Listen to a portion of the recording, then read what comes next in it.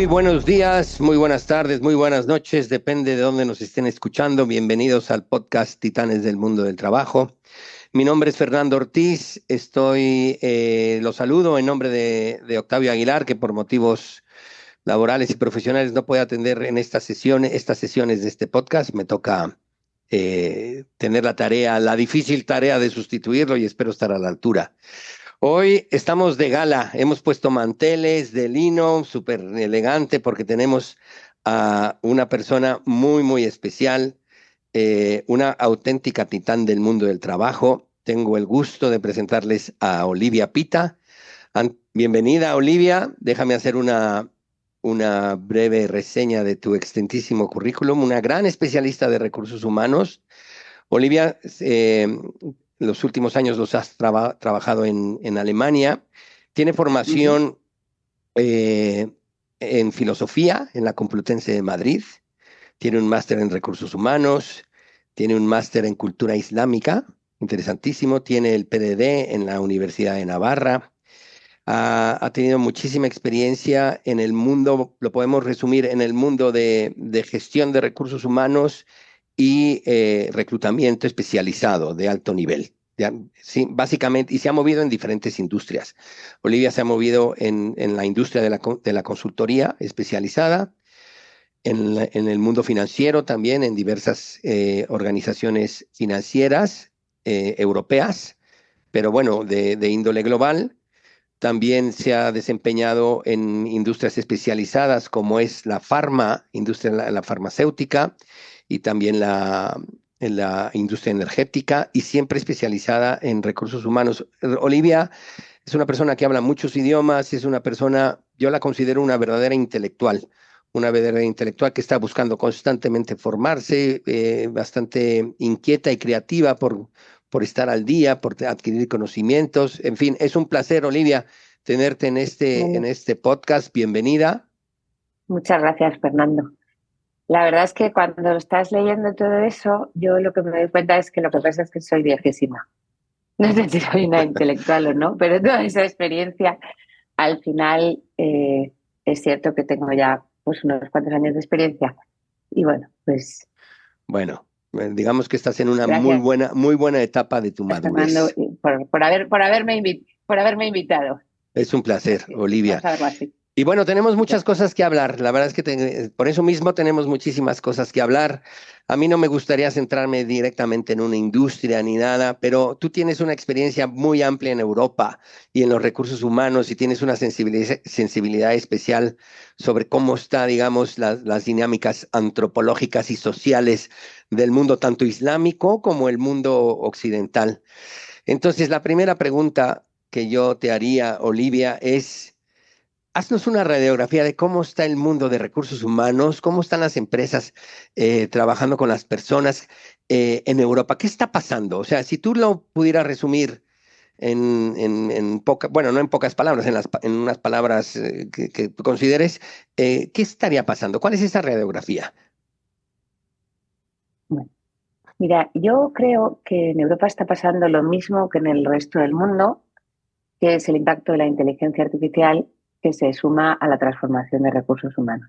La diferencia fundamental es que Europa regula todo el tiempo y a veces Europa regula después, que es un poco como ponerle puertas al campo. ¿Y qué quiero decir con eso? Que la inteligencia artificial es algo que está impactando en todos los ámbitos de las industrias y en la función de recursos humanos, por supuesto, y Europa, que es una máquina de burocracia para muchas cosas, pues trata de efectivamente ponerle puertas al campo. Y eso tiene implicaciones en las empresas, implicaciones en las relaciones de las empresas con sus empleados. ¿Por qué? Pues porque hemos visto como compañías eh, que funcionan a través de plataformas, como fue pues las plataformas de gestión de coches de alquiler o las plataformas de pues como Airbnb, etcétera, se ven después reguladas a posteriori cuando ya se han establecido otras formas de trabajo. Y eso, pues yo no estoy diciendo que sea bueno o que sea malo, sino que es un hecho que existe, ¿no? Que Sí. Europa regula y regula y regula y la innovación va mucho más deprisa. Y la innovación es el impacto de la inteligencia artificial que se une a una transformación de recursos humanos que ya muchas empresas se habían pasado, ¿no? Y eso respecto a nuestra función, a recursos humanos, pues tiene para mí dos consecuencias, ¿no? Una es que la función se ha estandarizado, se ha convertido mucho más, se ha enfocado mucho más a procesos y se ha, entre comillas, abaratado, que es lo que se perseguía, ¿no?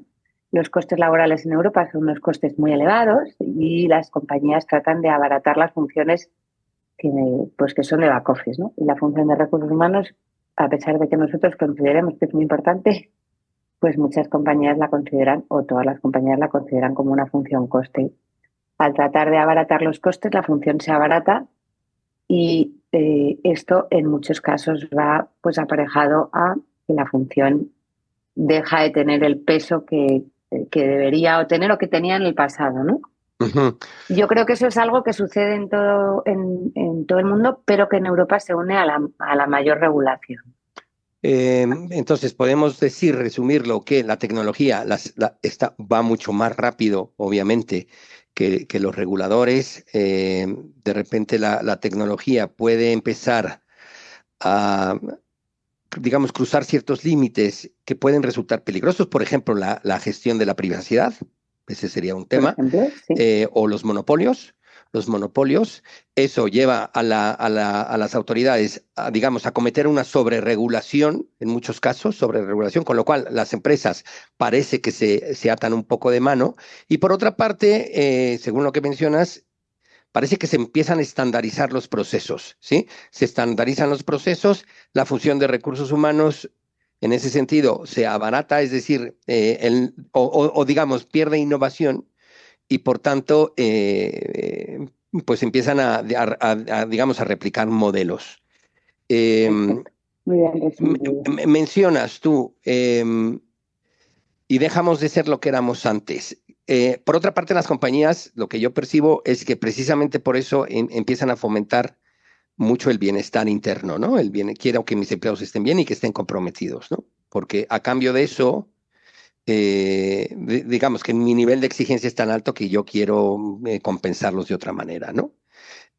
¿Cómo estábamos antes? O sea, qué es lo que, qué hemos perdido en el camino? ¿Qué se ha perdido en todo este proceso? Bueno, a ver, yo creo que no podemos hablar de perder o ganar hasta que no tengamos un poco más de perspectiva. Quizás estamos perdiendo un enfoque más personal de la función de recursos humanos, pero yo estoy convencida de que esto es nada más un punto de vista, porque la función, o sea, las empresas cambian, todo es cambio, las personas cambian, los procedimientos cambian, o sea, no, el cambio es continuo y es permanente, ¿no? Entonces, a lo mejor bajo nuestro punto de vista de profesionales que ya llevamos mucho tiempo haciendo esto, nos parece que se ha perdido la parte más de gestión de sus procesos, ¿no? Pero yo estoy convencida de que esto es simplemente un tema de adaptación. No podemos, mientras las relaciones humanas, mientras las empresas sigan habiendo personas, las relaciones humanas van a ser las mismas, ¿no? Entonces, creo que es simplemente un tema de gestión del cambio y de adaptación al cambio. Eh, No creo que hayamos perdido nada, simplemente estamos cambiando. estoy de acuerdo. Fíjate, yo creo que digamos, en este proceso ha habido bastantes ventajas. O sea, sí es cierto que de unos años para acá la gestión se ha profesionalizado muchísimo. Hemos pasado de ser, y te estoy hablando de 30 años, 20 años para acá, el departamento de personal al área de talento, digamos, al área de talento. ¿Por qué? Uh Porque -huh. las empresas se han dado cuenta, pues, de que es clave ser competitivos en términos de atracción de talento. ¿Cuál es, desde tu punto de vista, Olivia, el éxito de la gestión de recursos humanos? O sea, tenemos procesos ya muy profesionalizados, quizás replicados, homogéneos en diferentes industrias. ¿Cómo hacemos la diferencia? Pues yo creo que el éxito de la gestión de recursos humanos es que recursos humanos de verdad sea el motor de la cultura de la compañía. o que sea capaz de estar alineado de tal manera con el negocio que la cultura, que sea un driver de la cultura. ¿Y qué me refiero con esto? Que tú puedes tener unos valores corporativos y que sean muy bonitos y que los pongas, los haya diseñado una consultora, los tengas puestos en la entrada de la oficina, pero al final que los valores de la compañía sean los mismos que los valores de los empleados son los que van a hacer que los empleados permanezcan en la compañía y trabajen pues por el éxito de la compañía. O sea, y ahí recursos humanos tiene que ser capaz de identificar a las personas con esos valores desde, desde desde el principio, ¿no? Desde el proceso de atracción de talento durante todo el ciclo de vida del empleado. Si recursos humanos es capaz de hacer vivir a los empleados en coherencia con los valores de la compañía, entonces recursos humanos estará aportando al valor, bajo mi punto de vista, porque al final lo que, lo que a la gente le vincula, no le retiene, es estar de acuerdo con los valores de la compañía. De Es decir, acuerdo. yo estoy aquí no solamente porque me pagan, sino porque me identifico con esta compañía, me identifico con sus valores, me identifico con lo que hacemos y prefiero estar aquí y no en otra. Los valores a veces parece que se quedan en los muros de las compañías, igual que la misión y la visión, como una especie de predicamento de queremos ser, pero nunca llegamos a ser como queremos. Em, Dos cosas. Yo veo aquí que hay de repente una desconexión entre lo que busca recursos humanos y el negocio y viceversa. Digamos, los profesionales a veces de recursos humanos no tienen esa capacidad de entender numéricamente cómo funciona. No, no es que no tengan esa capacidad, no tienen la formación. No tienen la formación quizá o el interés, en fin, por diferentes factores, no quiero generalizar. Pero Sí. parece que de repente están desconectados por cómo funciona el negocio, ¿no? Cómo funcionan las finanzas, cuáles son los drivers del negocio y viceversa. Los jefes de repente pierden sensibilidad frente a la gestión de recursos humanos. Ahí clave los valores. ¿Cómo podemos hacer que los valores realmente se vivan en comportamientos observables que los empleados, los jefes los podamos vivir de verdad? Bueno, yo creo que aquí, Fernando, son dos preguntas. Si recursos humanos no está alineado con el negocio, hay que poner a la función de recursos humanos en el comité de dirección. Desde el momento que tú pongas al director de recursos humanos en el comité de dirección, el director de recursos humanos va a estar perfectamente alineado con el resto de los miembros, con el director comercial, con el director financiero, con el director de tecnología o con quien sea, ¿no? Si tú pones del de medios, del de servicios generales, del financiero, del de tecnología, ya se va a alejar de la toma de decisiones y de la comprensión de las decisiones, ¿no? Desde el momento que tú pones la función de recursos humanos al resto al mismo nivel que el resto de las funciones, eh, la función sube y con eso todas las personas que están dentro de esa función, porque ya no se van a sentir un departamento de back office, se van a sentir un departamento que está donde se toman las decisiones de la compañía. De acuerdo. Y ahí esa es una decisión que es clave, ¿no? Tú quieres tener a las personas en el comité, a la dirección de personas en el comité de dirección o quieres tener a las personas dentro de otro departamento. Eso lo primero. Y no solamente es un tema de formación, es un tema de perfil. Estuve en un departamento de recursos humanos actual, en un departamento de cultura de personas. Ya no puedes tener los perfiles de antes. Solamente el impacto, por ejemplo, de los temas de datos, de análisis de datos. ¿Quién tiene todos los datos de la empresa? Pues recursos humanos. Nosotros somos los que tenemos los datos de las personas y somos los que podemos hacer verdadera analytics con los datos de nuestros empleados que nos dicen muchas cosas.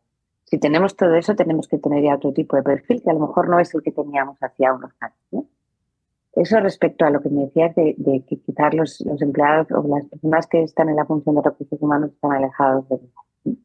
Sí. Y después, si lo que queremos es acercar a los managers o los responsables de las áreas de negocio a las personas, impliquémosles en los procesos. Impliquémosles desde el principio, porque al final nosotros somos el facilitador. Quien decide quién necesita para su departamento o quien tiene que comunicar por qué no quiere seguir con una persona del departamento son los managers, no somos nosotros. Nosotros somos los facilitadores, De no somos acuerdo. un departamento externo, ¿no? De Esto acuerdo. era una. Y la siguiente pregunta que me has hecho, y la verdad es que no Es la sé de, a qué ver, era. ¿cómo podemos hacer que los Sí, valores, tú habías sí, mencionado que es súper importante ver los sí, valores, pero eso suena muy sí. bien, pero ¿cómo hacemos que los valores funcionen realmente? Pues mira, yo creo que los valores no pueden ser una colección de valores deseables en general, ¿no? Hay unos, digamos, unos valores siglo XXI, ¿no? Pues esto es lo que todo el mundo debería creer o querer. Bueno, pues esos valores a lo mejor no tienen que ser los de mi compañía. Yo creo que el ejercicio de definición de valores hay que mirarlo mucho antes de lanzarlos a ponerlos de las paredes, ¿no? Pues a qué Claro, nos dedicamos, qué hacemos, qué fabricamos, ¿no? Yo trabajé en una compañía que hacía medicamentos genéricos. Bueno, pues nosotros hacíamos medicamentos asequibles. Poníamos la salud al acceso, o sea, poníamos la salud de manera que fuese accesible para las personas que tenían menos recursos. Simplemente mirando lo que tú haces, puedes construir unos valores que tienen que ver con lo que tú haces, no unos valores de eh, estándar que sean los valores del siglo XXI con los que haya que teóricamente que identificarse simplemente porque sean unos valores sociales que se lleven en ese momento. sí, Yo creo que eso es, a partir de que tú tienes unos valores definidos respecto a lo que tú haces o a lo que tú quieres ser, es mucho más fácil identificarse con ellos. ¿Por qué? Pues porque son los valores de nuestra compañía, de nuestro producto, de nuestro servicio, de nuestros clientes. Y ahí, para los empleados que desde el principio, desde que no eran empleados y los han encontrado pues, en el proceso de reclutamiento, en el proceso de formación, en el proceso de selección, durante todos los procesos del ciclo de vida de compañía, pues es mucho más fácil que se vivan. ¿Por qué? Pues porque si yo eh, trabajo, pues como te decía, yo trabajo en una compañía que hace medicamentos asequibles porque su misión es hacer accesible la salud a las personas que con menos recursos. Para mí es muy fácil identificarme con mi valor de la calidad. ¿Por qué? Pues porque yo quiero que esto que estoy haciendo sea bueno, además de barato, sí, ¿no? sí, de acuerdo. Eh, yo creo que la clave es esa, identificarlo con lo que yo hago y no con unos valores estandarizados. Ahora sí, yo coincido contigo, o sea, la cultura siempre existe y digamos es la combinación entre los valores que promueves y los valores que permites. Entonces, Ujú. fíjate muy bien en qué estás permitiendo, ¿sí? ¿Qué permites? Porque eso también es parte de la cultura. Por Por otra supuesto.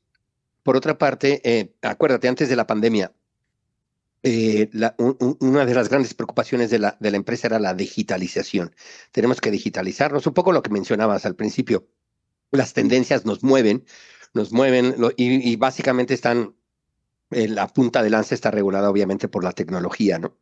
Y luego están las grandes compañías, las grandes consultoras que asesoran para montar estos procesos, con lo cual sí podemos caer en el riesgo de ponernos a la moda, ¿no? De ponernos a la moda para transformarnos o lo que sea, ¿no? O sea, creo que lo que está pasando ahora en las compañías es que constantemente están viviendo en un proceso de transformación. ¿Cómo vives precisamente con unos valores que realmente se están transformando, que tenemos que cambiar, que tenemos que revisar procesos, que las áreas vienen, que ahora los directivos tienen que ser otro perfil? O sea, hay un revolutum, totum revolutum en, digamos, las empresas, cómo se empiezan a definir. ¿Qué estás viendo en todo esto? Bueno, yo creo que estamos confundiendo o se está confundiendo determinados conceptos. Ese totum revolutum, mm, por ejemplo, yo creo que los valores no deberían ser intercambiables.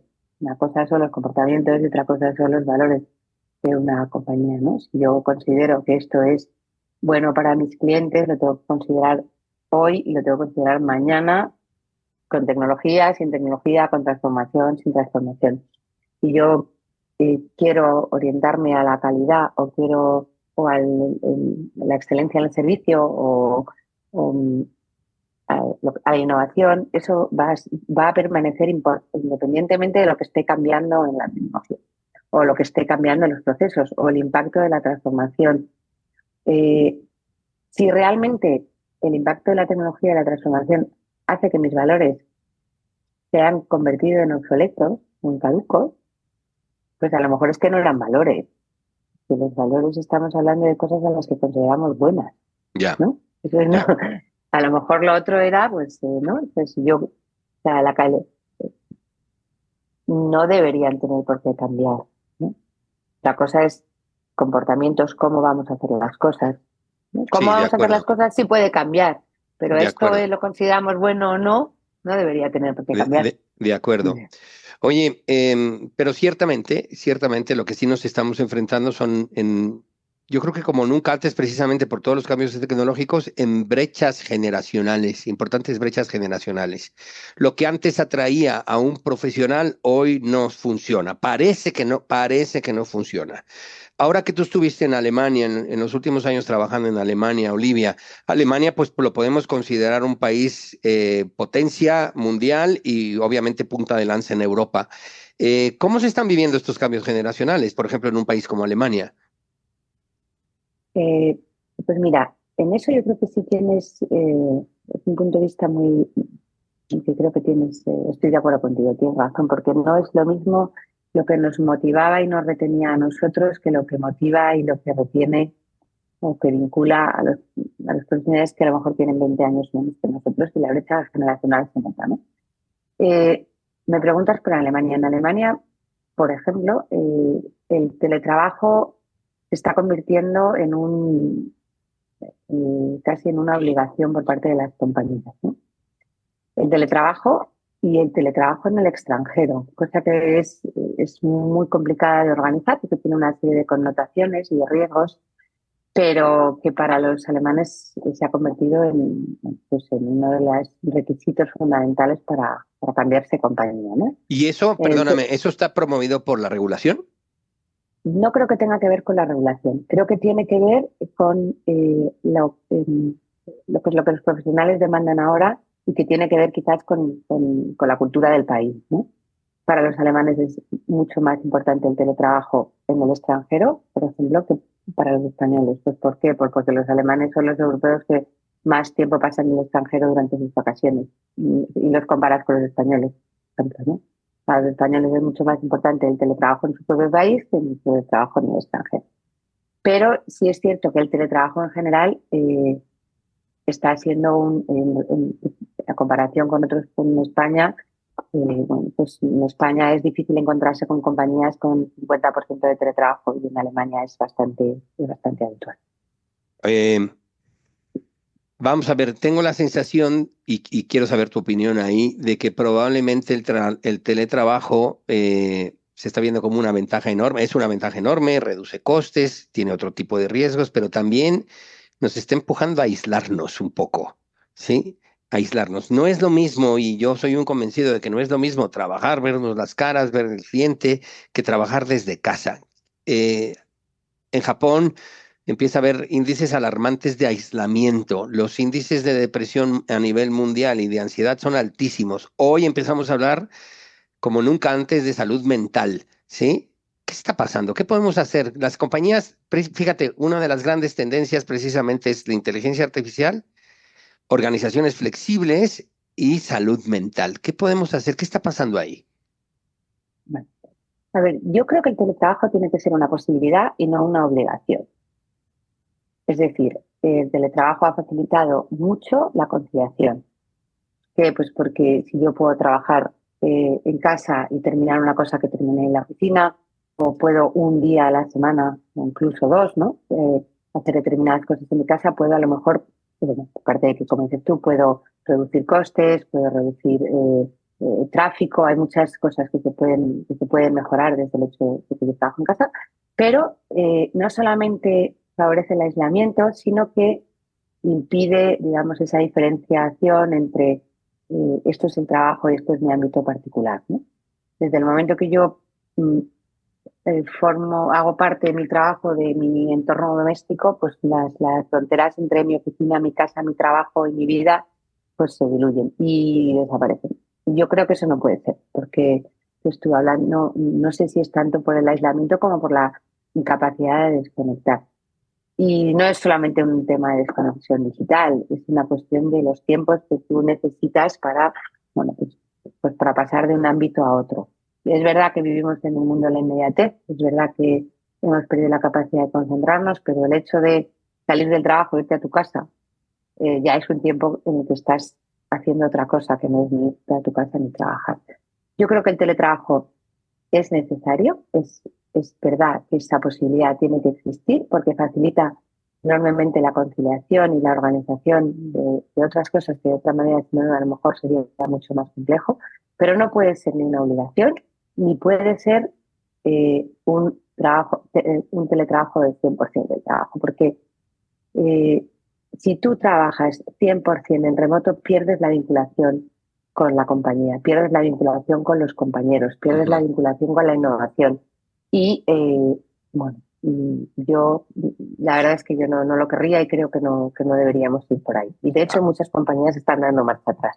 Ahora, sí, hay muchas compañías están exactamente ejecutando la vuelta, o sea que aquello del new normal, pues dejó de ser new, ¿sí? Sí, Pero es cierto que los jóvenes, y digamos que nos dejamos un poco en el tintero esa respuesta, los jóvenes están buscando otras cosas. O sea, la decisión que están tomando los jóvenes tiene que ver un poco con la flexibilidad, con la cercanía, con tener un jefe que ayude, que aporte, que tenga un salario bastante competitivo, digamos, y que tenga yo tiempo para, pues, para hacer mis cosas. En fin, ¿qué tienen que hacer las grandes compañías para atraer estos talentos? ¿O realmente estamos desconectados o los jóvenes, porque también escucho muchos comentarios, y es que los jóvenes ahora piden cosas impensables? Bueno, pero son jóvenes, son las nuevas generaciones. ¿Estamos desconectados? ¿Qué está pasando ahí? eh, bueno, estamos asistiendo a un cambio y estamos conviviendo muchas generaciones en el trabajo que no tenemos nada que ver unas con otras porque venimos de entornos diferentes y ya estamos conviviendo con la primera generación que es 100% digital. Nosotros somos los famosos emigrantes digitales y ya los que trabajan con nosotros, bueno, pues son nativos y no tienen nada que ver. ¿Qué tenemos que hacer en las compañías? Yo creo que las compañías tenemos que seguir siendo capaces de poder trabajar varias generaciones a la vez. Y no podemos tampoco solo adaptarnos a una generación que ahora son jóvenes y dentro de 2 años no lo son, que vendrán otra generación después que a lo mejor sus valores laborales son distintos, ¿no? Eh, si es, ten en cuenta que la vida laboral se va a alargar, se está alargando. Entonces, esos valores de esa generación a lo mejor no son los mismos que los que vienen dentro de 5 años y vamos a convivir todos en el trabajo. Hay valores, desde luego, de flexibilidad, valores bueno, pues no tanto de compromiso, sino de identificación con el propósito o, o de cercanía a las estructuras menos jerárquicas, más de un jefe que sea un líder, más que un jefe que da instrucciones. Son valores que yo creo que pueden ser esta generación, pero son unos valores estupendos, ¿no? Sí. Y que a todos nos gusta tener. Entonces, bueno, pues quizás lo que tenemos que hacer es adoptar aquella parte de las cosas buenas que traen los valores de esa generación y hacerlos convivir con el resto. Yo Ah, lo que creo es que estos jóvenes de hoy, pues ya mañana no lo son, vienen otros, ¿no? bueno, qué bueno que lo mencionas, porque precisamente parece que la gran preocupación es esa, cómo estamos atrayendo a los jóvenes. Pero empiezo a ver señales de, oye, ¿y qué hace? ¿Qué pasa? Nos estamos volviendo más viejos. ¿Qué necesitamos? Y cada vez, como bien has mencionado, el trabajo se va a alargar. Las edades de jubilación van a ser cada vez más largas, más difíciles, porque cada vez los índices de natalidad en el mundo están bajísimos. Entonces empezamos a tener problemas de cómo adaptamos nuestros trabajos a los adultos mayores. Necesitamos empezar a mirar a los adultos mayores. En Europa te puedes prejubilar a los 50 años, prácticamente estás considerado ya parte del grupo de los adultos mayores. Eso es impensable en ciertos países, es absolutamente impensable. De hecho, hasta 80 años tienes que seguir trabajando, ¿no? Porque no tienes sistemas de pensión que te permitan hacerlo. Eh, en Japón tienen grandes sistemas, por ejemplo, de incorporación de adultos mayores al trabajo. ¿Cómo ves eso? Efectivamente, Europa cada vez es más vieja. Eh, ¿Qué estamos haciendo con eso? La digitalización, por ejemplo, y perdona, la digitalización es un problema también para mucha gente mayor. porque no se puede adaptar a estos cambios tecnológicos. ¿Qué está pasando? ¿Qué estamos haciendo? Pues yo creo que estamos haciendo poco y deberíamos hacer más porque primero hay sectores donde el conocimiento senior es clave, eh, porque necesitas tener no solo la experiencia, sino el conocimiento de lo que ha pasado para seguir creciendo en el futuro, ¿no? Hay compañías donde yo he visto programas de mentoring, de reverse mentoring, ¿no? Donde un junior ponían pues tándems de una persona muy joven con una persona muy senior para que la persona muy joven le ayudara con los temas de digitalización a la persona muy senior y al revés, la persona muy senior le formaba en todo lo que tenía que ver con el producto o con el proceso o con tecnologías que no tenían que ver con la digitalización, pero sí a lo mejor con la fabricación de cosas como explosivos, ¿no? Entonces, teniendo en cuenta que van a tener que trabajar juntos, creo que es importante que los unos le puedan enseñar a los otros la parte que les falta. Teniendo en cuenta que además, bueno, pues es lo que se ve ahora, ¿no? Los nietos enseñándoles a los abuelos a utilizar las tablets, ¿no? Que al final no deja de ser conocimientos que se terminan por adquirir porque están diseñados para que los usuarios los adopten fácilmente. Creo que no estamos haciendo nada de manera oficial porque lo que sí es cierto es que el mercado de trabajo de los seniors es un mercado de trabajo muy caro y muchas compañías prefieren aligerar su estructura de costes, Mm. pues precisamente pues porque esos profesionales son los más caros.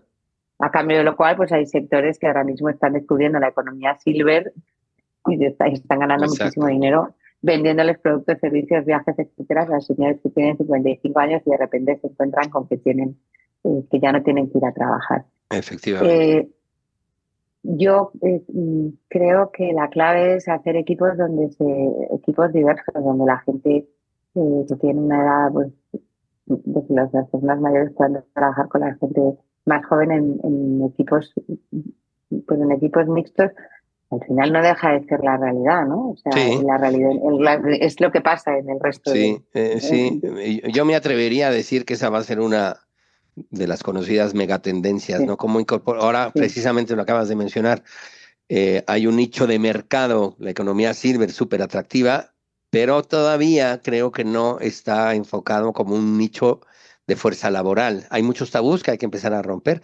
Por ejemplo, por ejemplo, relacionado con el tema de la ergonomía en los puestos de trabajo, pues pierdes Mm. capacidades, etcétera, etcétera. Hay algunos ejemplos interesantes. Por ejemplo, BMW, la compañía de coches, adaptó en Alemania precisamente una de sus plantas porque no era capaz de reclutar más jóvenes y entonces la adaptó y sus índices de rotación bajaron notablemente porque pues se quedaron bastante contentos con seniors trabajando.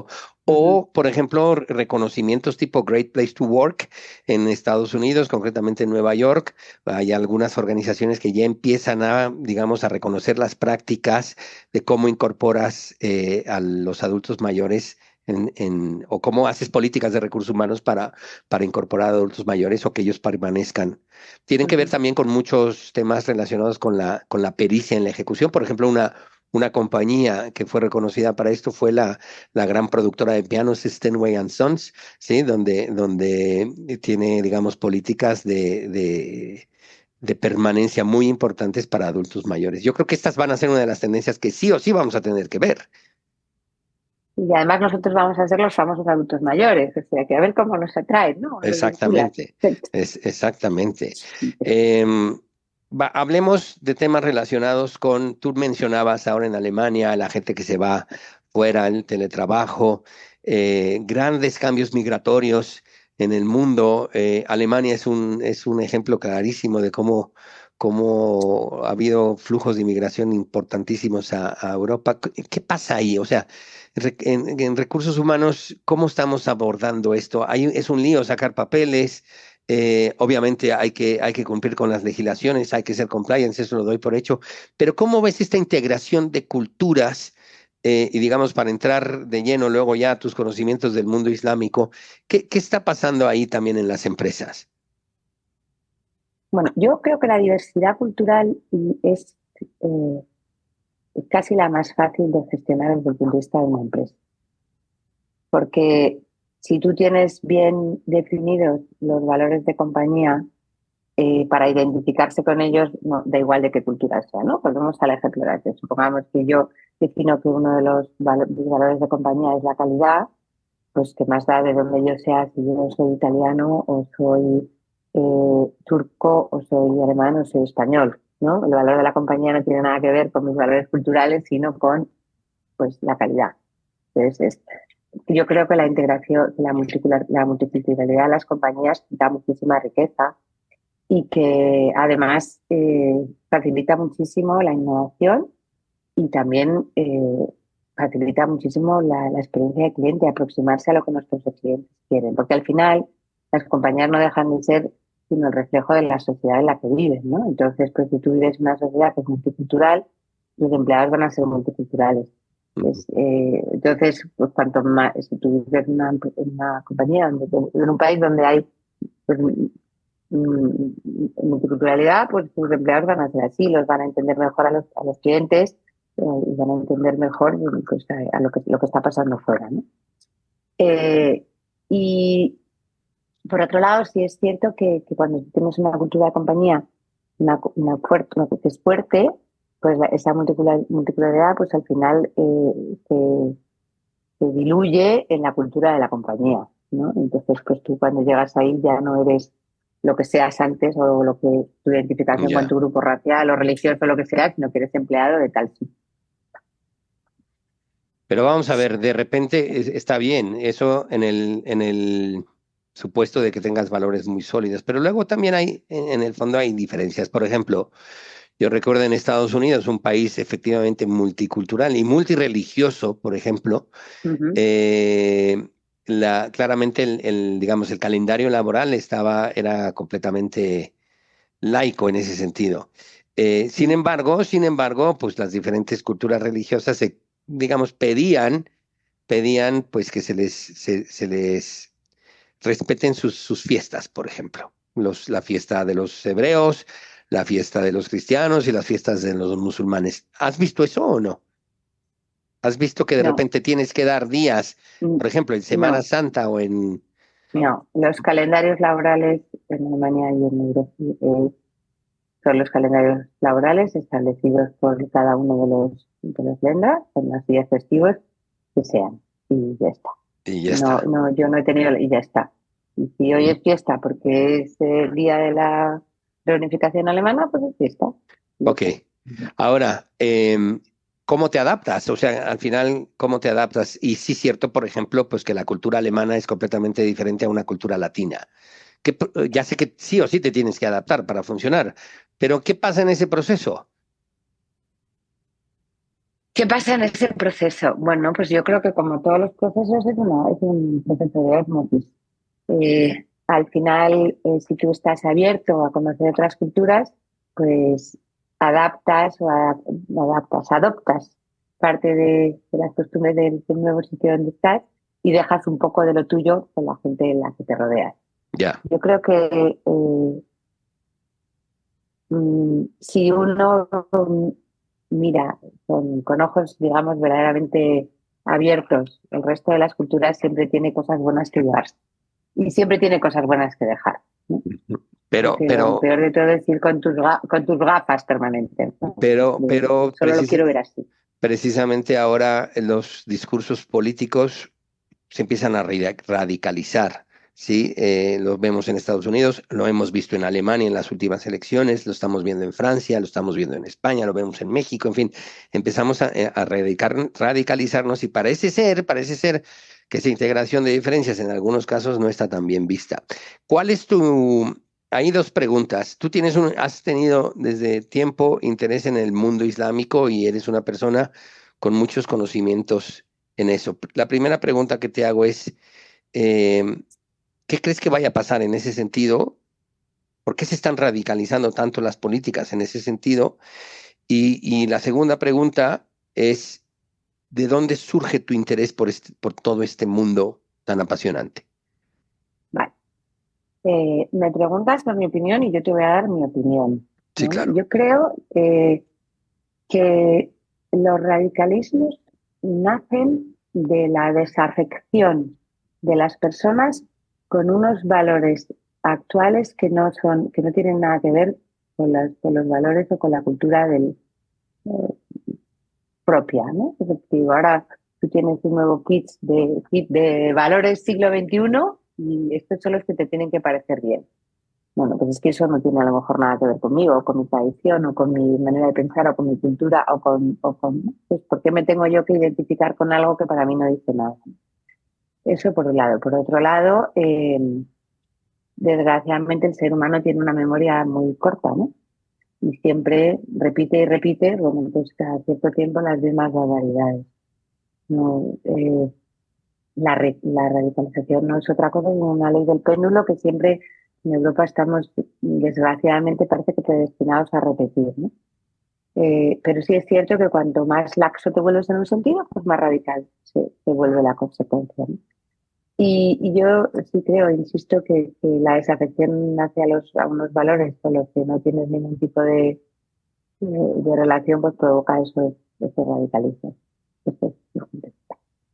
Y luego me preguntabas Perdóname, que déjame profundizar un poco en esto.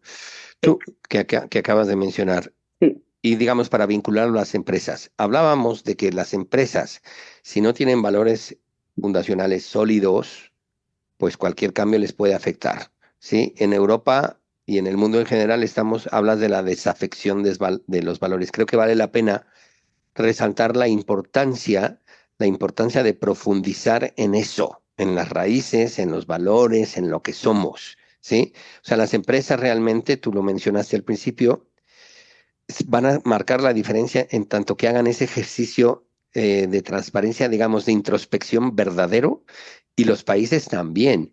Hemos entendido, y lo hemos mencionado, la inmigración ha enriquecido al mundo. De hecho, la historia de la humanidad tiene que ver con eso, ¿no? Entonces, es importante, y yo lo resaltaría muchísimo, en que profundicemos sobre nuestras raíces y nos daremos cuenta de que nuestras raíces tienen que ver con la apertura al final, ¿sí? Con la apertura al final, pero no con el rechazo, no con el rechazo. Entonces, muy importante, yo creo que y permíteme resaltarlo, que las empresas tengan de verdad ese ejercicio es súper importante de valores, del quiénes somos, de nuestra identidad, ¿no? exacto. Sí.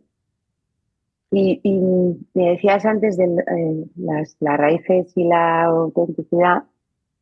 Mm, yo creo que lo primero que nos tendríamos que plantear es que cuando hablamos de valores, los valores son lo que alguien, o sea, un valor es algo que considero que es bueno. Entonces, si lo que me están presentando como nuevos valores yo no los considero buenos porque son exactamente lo contrario de lo que yo considero bueno, pues voy a estar desafecto a tales valores, sea en las empresas o sea en la sociedad en general, ¿no? Si Así los que, valores de la compañía dicen que yo quiero que el cliente está por encima de todo y yo siento que al cliente se le maltrata, pues no me voy a poder identificar, ¿no? efectivamente, Bueno, así que mucho ojo con las tendencias, mucho ojo con las modas, mucho ojo con decir mis colaboradores y realmente no son colaboradores, ¿sí? Mucho ojo con eso, o sea, yo veo que obviamente hay un discurso ideológico que está permeando en todo el mundo, ¿sí? Oye, ¿realmente ese discurso ideológico es el que yo adapto? ¿Ese es el que yo soy? Ojo con eso, porque eso pues no ayuda a generar una identidad y finalmente no ayuda a marcar la diferencia, es decir, a ser competitivo en el mercado, en todos los sentidos. Entonces, mucho ojo con las tendencias, ¿no? De las exacto, modas, sí, ¿no? sí, Bueno, sí. la otra pregunta que te hacía, Olivia, y ya encaminándonos, ya prácticamente, todavía nos quedan algunos minutos, pero hablemos sobre tu interés sobre el mundo islámico, has hecho grandes estudios sobre el tema del mundo islámico. Me interesa mucho saber tu opinión como profesional de recursos humanos, digamos, en el mundo occidental. ¿De dónde nace ese interés y cómo te ha Bien. aportado en tu trabajo todos los conocimientos que has adquirido a este respecto? Bueno, a ver, yo te diré que es que a mí me interesa casi todo. Yo siempre digo que a mí todo me abre carpetas, pero especialmente el mundo islámico, la cultura de la civilización islámica, creo que era algo en lo que había que ahondar, o me pareció que tenía que conocerlo mejor, pues porque realmente es un paradigma laboral y no solamente laboral, sino legal muy diferente del nuestro. Y sin embargo, el mundo islámico es algo con el que estamos viviendo y en Europa cada vez más y que choca pues radicalmente con nuestros paradigmas legales y con nuestros paradigmas laborales en muchas cosas. Entonces había que conocerlo de esa manera, ¿no? No solamente, pues, por ejemplo, toda la parte de finanzas islámicas, que es muy interesante, eh, parte de la legislación laboral y las aplicaciones que podía tener o no con determinados, pues supongamos, ¿no? Pues si yo tengo un empleado que tiene 4 esposas y se muere, ¿cómo voy a gestionar las 4 pensiones de viudedad? Bueno, hay muchas implicaciones, ¿no? Que Ajá. son, que van más allá de la religión y que van, sobre todo, tienen que ver con la cultura y con la legislación.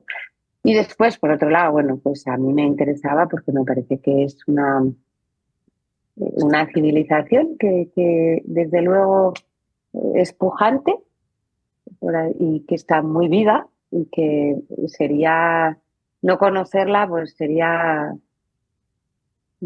bueno, o sea, hay que conocerla, creo que debemos conocerlos porque desde luego es mucho más vital y mucho más pujante que la nuestra.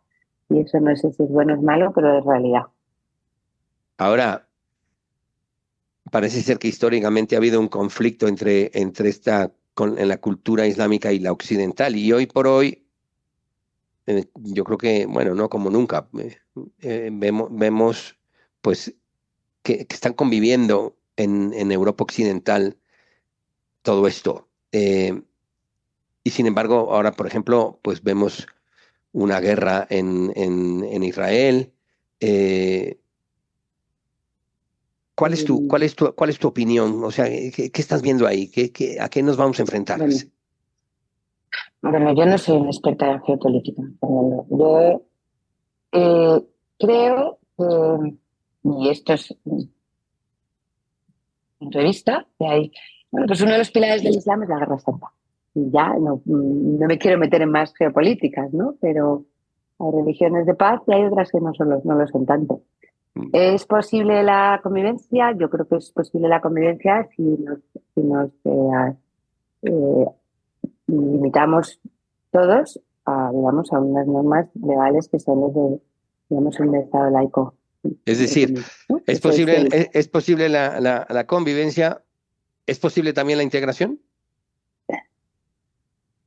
la integración es posible, pues yo quiero pensar que la integración es posible, pero es cierto que para integrarte en un sitio tienes que adaptarte a las costumbres del sitio donde vas.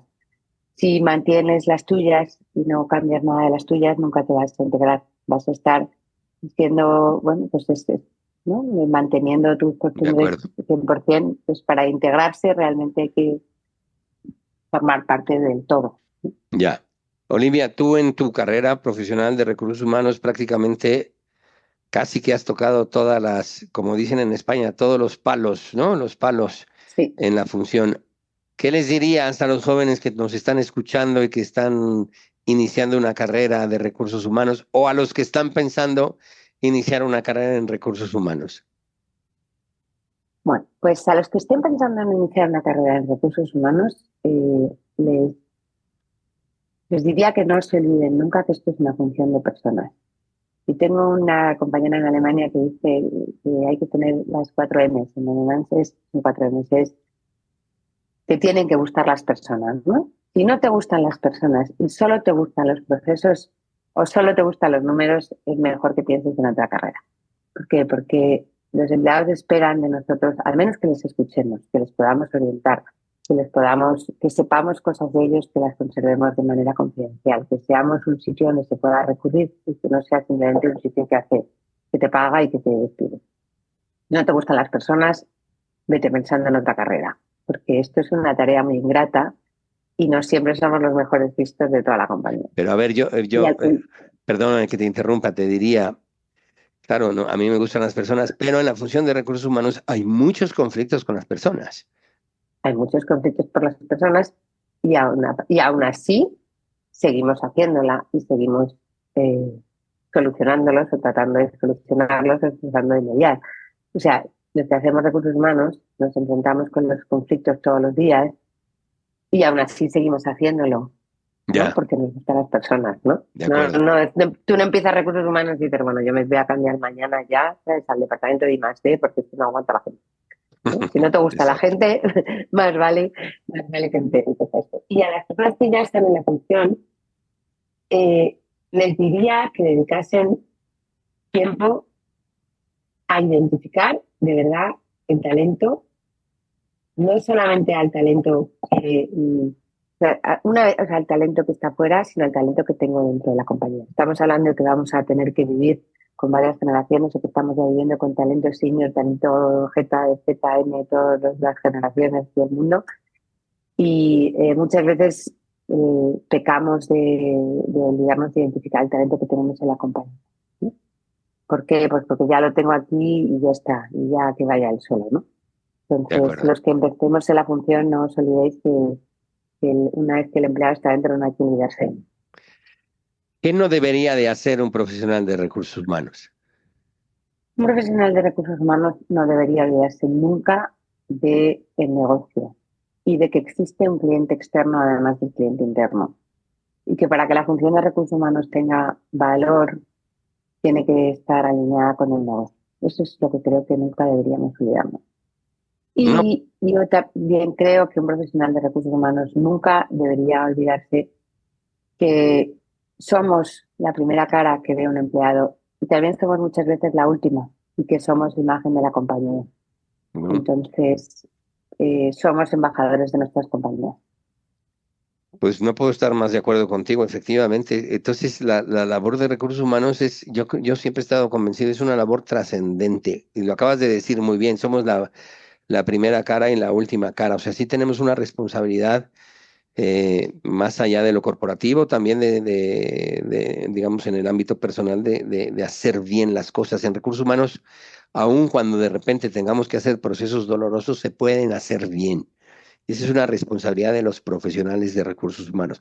Por eso coincido contigo, Olivia, la importancia de tener este interés genuino por las personas. Querida Olivia, estamos llegando al final de nuestra conversación. Creo que tenemos muchísimos temas todavía por tocar, pero ha sido un gusto hablar contigo de todas estas cosas interesantes, de las tendencias que hay en recursos humanos, de lo que está pasando en Europa, la inteligencia artificial, las tendencias de la compañía, la importancia de la cultura, la importancia de la integración, etcétera, etcétera. Gracias, Olivia. Y, Gracias a ti, Fernando. Ha sido un y, placer. déjanos unas palabras, unas últimas palabras a nuestros oyentes. Pues he estado encantada, se me ha pasado el tiempo volando y estaré encantada de volver cada vez que me llaméis. Y bueno, creo que es importante que de vez en cuando hagamos, aunque sea así, una hora de pensar, ¿no? En el fondo esto no es una conversación, esto es una reflexión conjunta. Y muchas Efectivamente. gracias, Fernando. Ha sido un placer. Gracias, Olivia. Amigos, espero que hayan disfrutado de este podcast de Titanes del Mundo del Trabajo. Gracias, Olivia, de nuevo. Les mando un saludo. Esperamos que estén muy bien y que se conecten a nuestra próxima edición. Muchísimas gracias.